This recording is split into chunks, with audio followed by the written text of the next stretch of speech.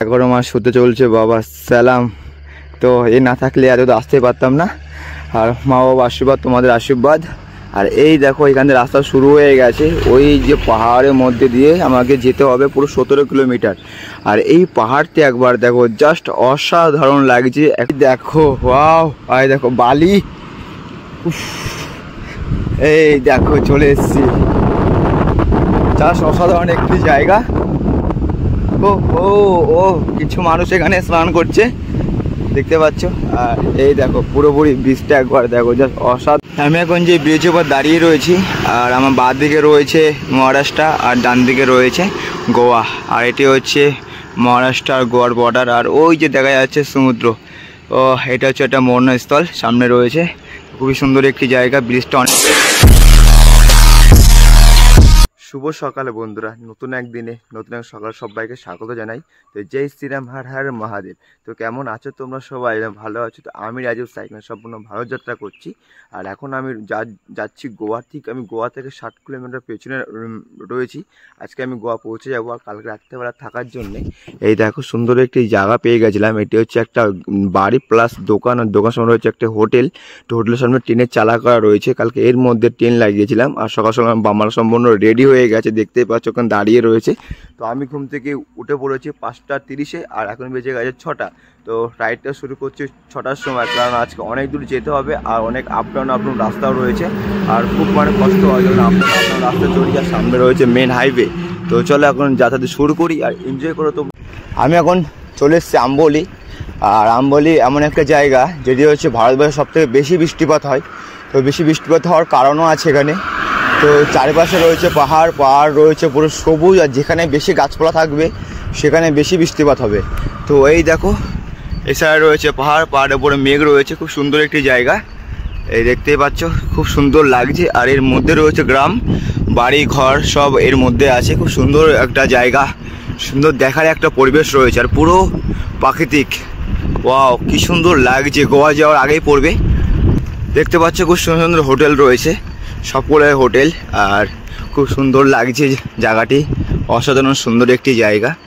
আর এখানকার মানুষরা বেশিরভাগই হোটেল রয়েছে, নয়তো কোনো গাড়ির গ্যারেজ রয়েছে।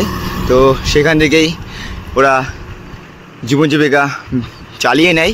আর ওই দেখো ছত্রপতি শিবাজির ছোটো একটা মূর্তি এখানে দেখতে পাচ্ছি। আর জাস্ট গ্রামটা আমার খুব সুন্দর লেগেছে, খুব সুন্দর লেগেছে। এত সবুজ পাহাড়, সবুজ গাছপালার মধ্যে গ্রামটি। এখন আমি পৌঁছে গেছি আম্বলি ঘাট। তো এইখান থেকে পুরোপুরি 17 কিলোমিটার পুরোটাই ডাউন। এক ফিটেল মারতে হবে না, কিছু করতে হবে না, পুরোপুরি চলে যাবে। জায়গাটি তোমার সঙ্গে একবার শেয়ার করবো আম্বলি ঘাট, তাতে পাহাড়টা কেমন লাগছে। তো তার আগে দেখাই যে আমার বামারা একভাবে চলছে, প্রায় 11 মাস হতে চলছে বাবা সালাম। তো এ না থাকলে এত তো আসতে পারতাম না। আর মা বাবা আশীর্বাদ, তোমাদের আশীর্বাদ। আর এই দেখো এখানে রাস্তা শুরু হয়ে গেছে, ওই যে পাহাড়ের মধ্যে দিয়ে আমাকে যেতে হবে পুরো 17 কিলোমিটার। আর এই পাহাড়টি একবার দেখো, জাস্ট অসাধারণ লাগছে। এখনও মেঘ রয়েছে পাহাড়ের উপরে। আর তাহলে দেখো আমি কোথায় এসছি, ওয়ে দেখতে পাচ্ছ পাহাড়, দেখো একবার পাহাড়, জাস্ট অসাধারণ একটি জায়গা। মেঘ দেখতে পাচ্ছি, খুব সুন্দর লাগছে।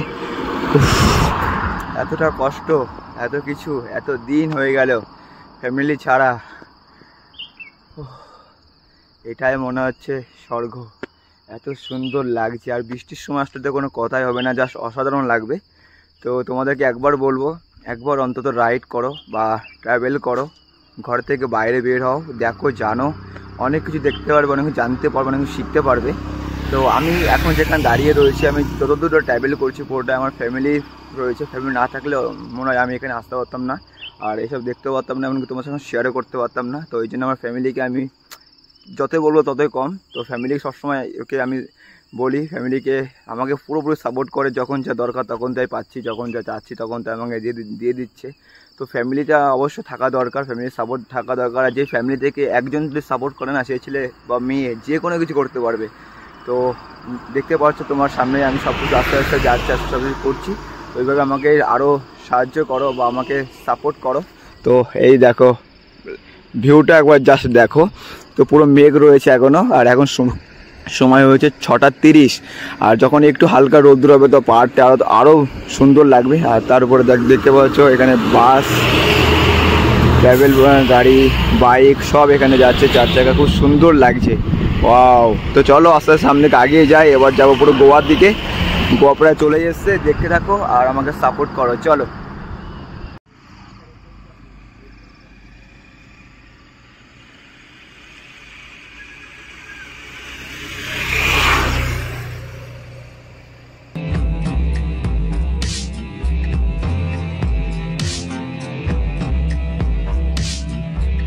পুরোপুরি আমি এখন নেমে পড়েছি পাহাড় থেকে 17 কিলোমিটার পুরো আপ নেমেছি। তো এটা ভেবো না যে আপ নেমেছি বলে কিছু হয় না, আপ নামলে আরও প্রচুর কষ্ট হয় শরীরের মধ্যে।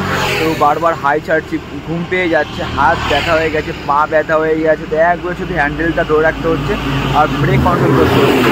এতটা টার্নিং রয়েছে, 100 মিটার পর টার্নিং, 100 মিটারের মধ্যে 3টে টার্নিং, এমন টার্নিং রয়েছে। যত তুমি বসে থাকো সাইকেলের উপর তত কষ্ট হবে, আর সাইকেল চালালে কোনো কষ্টই হবে না। তো এখন নেমে এসেছি, এখন বেজে গেছে 11টা, এখন কিছু খাওয়া দাওয়া করবো। আর এই রাস্তায় তুমি অনেক হোটেল পাবে, অনেক ধাবা পেয়ে যাবে। তো এই দেখো রাস্তাটা একবার দেখো, তাও এখানে হালকা হিল রয়েছে, আপ ডাউন রয়েছে। তো আস্তে আস্তে সামনের দিকে এগিয়ে যাচ্ছি, আর শুধু বাকি নেই গোয়া যেতে। তো দেখতে থাকো আর সাপোর্ট করো।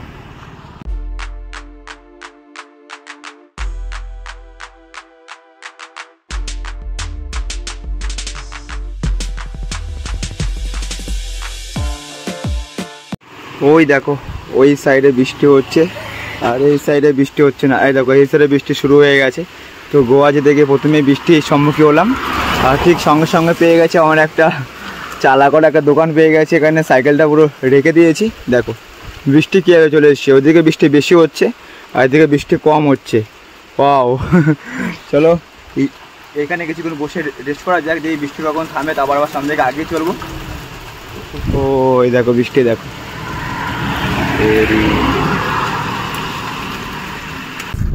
আর দারুণ একটা সুন্দর জায়গা। তো এই দেখো প্রায় চলে এসেছি, এখন আমাকে সামনে কিছুটা যেতে হবে। আর এটা হচ্ছে একটা নদী, আর সামনে রয়েছে সাগর, একটা বন্যাস্থল রয়েছে সামনে, একটি ওর সঙ্গে শেয়ার করবো, খুব সুন্দর লাগছে। এই দেখো, ওয়াও! ঠিক ঠিক ঠিক ঠিক, চলো প্রায় একটা আওয়াজ শুনতে পাচ্ছি, সমুদ্রের গর্জনের আওয়াজ শুনতে পাচ্ছি, প্রায় চলেই এসেছি। চলো আর কিছুক্ষণের সময়। তো আমি আমার বামাটাকে এখানে রাখলাম, রেখে এখন যাই সমুদ্রের দিকে। তো চলো তোমাদেরকে দেখাই সমুদ্র কতটা উতাল পাতাল করছে, আওয়াজটা একবার শোনায়, বুঝতেই পারছো যে কেমন লাগছে। ওই দেখো, ওয়াও! আর দেখো বালি, এই দেখো চলে এসেছি। অসাধারণ একটি জায়গা। ও ও ও কিছু মানুষ এখানে স্নান করছে, দেখতে পাচ্ছ। আর এই দেখো পুরোপুরি বীজটা একবার দেখো, জাস্ট অসাধারণ একটি জায়গা, খুব সুন্দর লাগছে। ও তো সমুদ্র দেখে আমার মনের ভেতরে একটু খুশি লাগছে যে ক্যাম্পিং, তো ক্যাম্পিং যদি করতে পারতাম তো খুব ভালো হতো। তো এখন দেখছি ক্যাম্পিং করতে গেলে আমার প্রথমে লাগবে জল, তারপর লাগবে আমার চার্জিং। তো চার্জিংয়ে তো আমার কাছে আছে, তো আমার জল লাগবে। আর জলটা সন্ধানে এখন যাচ্ছি সামনের দিকে, দেখি কোথাও গিয়ে জল পাওয়া যায় নাকি, তাহলে সেখানে আমরা যাব, সেখানে গিয়ে মানে জল নিয়ে সেখানে ক্যাম্পিং করবো ভাবছি। সাইকেলে তো রাস্তা রেখে দিয়ে এসেছি। তো এই দেখো সমুদ্র তো একবার দেখো, ওয়াও! ও কি সুন্দর লাগছে, হা হা হা, উসাস! তো চলো এখানে যে সমুদ্র ঠিক সামনে থাকবে ক্যাম্পিং, জাস্ট অসাধারণ লাগে বস। তো চলো দেখি আগে ক্যাম্পিংয়ের ব্যবস্থা করি, তারপর আবার তোমার সঙ্গে কথা হচ্ছে কিছুক্ষণ পর। চেষ্টা করে আসি আগে, কিছু মানুষের সঙ্গে কথা বলে চেষ্টা করে আসি ক্যাম্পিং করা যায় কিনা, জল পাওয়া যায় কিনা।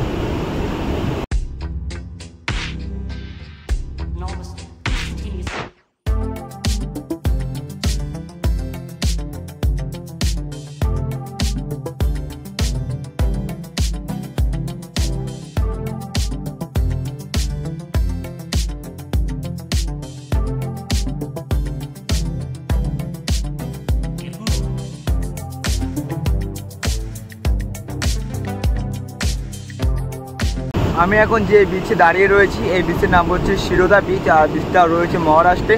আর এখন আমরা বিচটা কমপ্লিট হয়ে গেছে, কিন্তু এখানে ক্যাম্পিং করার কোনো ব্যবস্থা পাইনি আমি।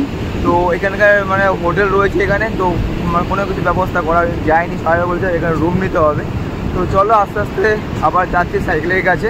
সাইকেলের কাছে গিয়ে দেখছি আর একটা জায়গা আছে ক্যাম্পিং স্পট, তো সেখানে যাব। সেখানে যদি ক্যাম্পিং করতে হলে খুবই ভালো হবে আর খুবই সুন্দর লাগছে। আমার মনে হচ্ছে মেঘ, মনে হচ্ছে বৃষ্টি হবে। বৃষ্টি হলে কিছু করার নেই, পুরোটাই ভিজে যাবো, কারণ আমার রেনকোট রয়েছে ব্যাগের পুরো নিচেই।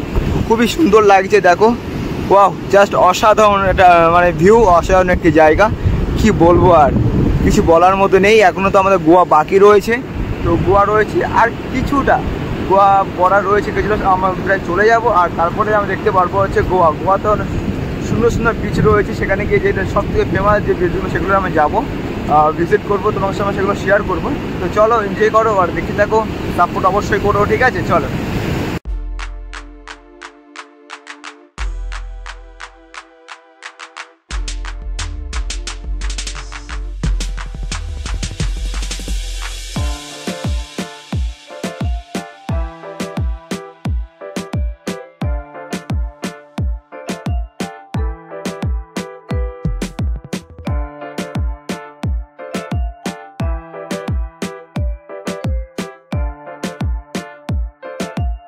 আমি এখন যে ব্রিজের উপর দাঁড়িয়ে রয়েছি, আর আমার বাঁ দিকে রয়েছে মহারাষ্ট্র আর ডান দিকে রয়েছে গোয়া। আর এটি হচ্ছে মহারাষ্ট্র আর গোয়ার বর্ডার। আর ওই যে দেখা যাচ্ছে সমুদ্র, ও এটা হচ্ছে একটা মরণস্থল সামনে রয়েছে।